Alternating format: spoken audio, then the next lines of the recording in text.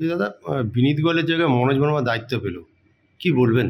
কি বলবো, এখানে अंधेर नगरी चौपट राजा टकेसर भाजा टकेसर खाजा।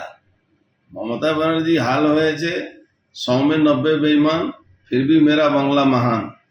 তো মমতা ব্যানার্জি ওই লাইনে চলেন। এই মনোজ বর্মা সিপিএম জমানা সিপিএম এর ব্লু হোয়াইট বয় ছিল।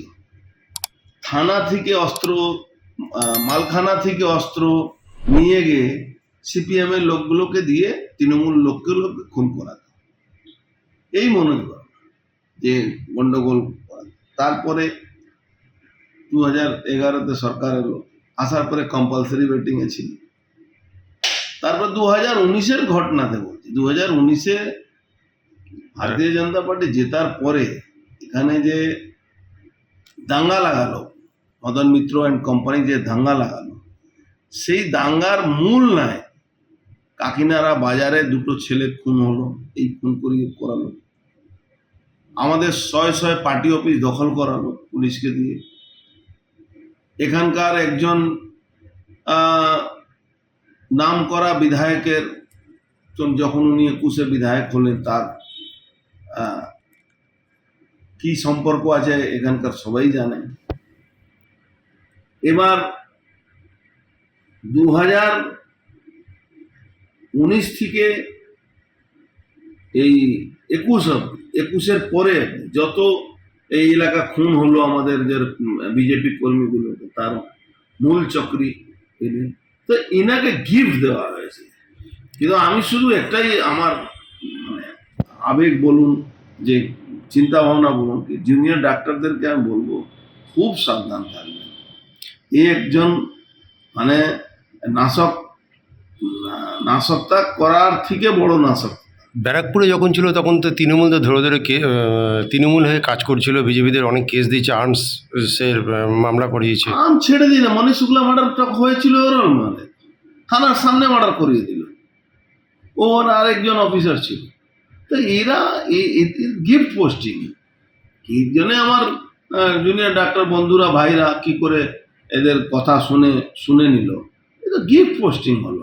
মানে তুমি অত্যাচার করবে, সেই মনোজ বর্মাকে যখন মমতা ব্যানার্জি এখানে ব্যারাকপুরে চার্জ দেয়, তখন বলে কি তুমি একটু সাজেশন নিয়ে রাখবে এর থেকে, বিনীত গোয়েল থেকে, এটা এ থেকে জেড অব্দি ঠিক করতে গেলে। তো এখন তাকে সরিয়ে কত কাজ করেছে তৃণমূল হয়ে, কত ঝান্ডা নিয়ে ঘুরছে, কি তৃণমূল হয়ে কি তাকে এই প্রাইজ পোস্টিং দেওয়া হলো বিনীত গোয়েলকে সরিয়ে। অন্য লোককে সরিয়ে দেওয়া হতো কোনো ব্যাপার নেই, অনেক পোস্টিং পেয়েছে, ও কম্পালসারি ওয়েটিংয়ে ছিল, তারপরে পোস্টিং পেয়েছে। ইভেন আমার উপরে যখন হামলা করিয়েছিল, যখন গুলি চালিয়েছিল, তখন এই লোকটা তো কি ভিডিও আছে, তো এই তো প্রাইজ পোস্টিং। আমরা পলিটিক্যাল লোক, আমরা লড়বো, আমরা বিজেপি কর্মী, আমরা লড়বো, আমাদের লড়া নিয়ে কোনো সমস্যা। কিন্তু যারা সাধারণ আমার ছোট ভাই বোনরা যারা এই লড়াইটা লড়ছে, সামাজিক ব্যবস্থাটাকে নড়ে চড় দিয়েছে, সরকার হিলে গেছে, সেখানে এই লোকটাকে নিয়ে এসে তাদের আন্দোলন, তাদের উপরে দমন নীতি, যে লড়াইটা করেছে ওরা, যেভাবে তারা রিয়েক্ট করেছে, তার জন্য দমন নীতি ওদের উপরে একে দিয়ে রোড চালাবেন মমতা ব্যানার্জি। অস্বচ্ছ লোক কি পেল ডাক্তাররা আবার? ডাক্তাররা তো অস্বচ্ছ লোক আবার পেল।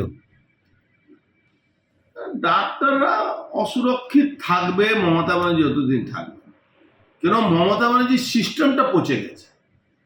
আজকে সুপ্রিম কোর্টে অবজারভেশন আপনি দেখেছেন, বলেছে যারা চুক্তিভিত্তিক চাকরি করে তারা কি করে দায়িত্ব নেবে কারো সুরক্ষা।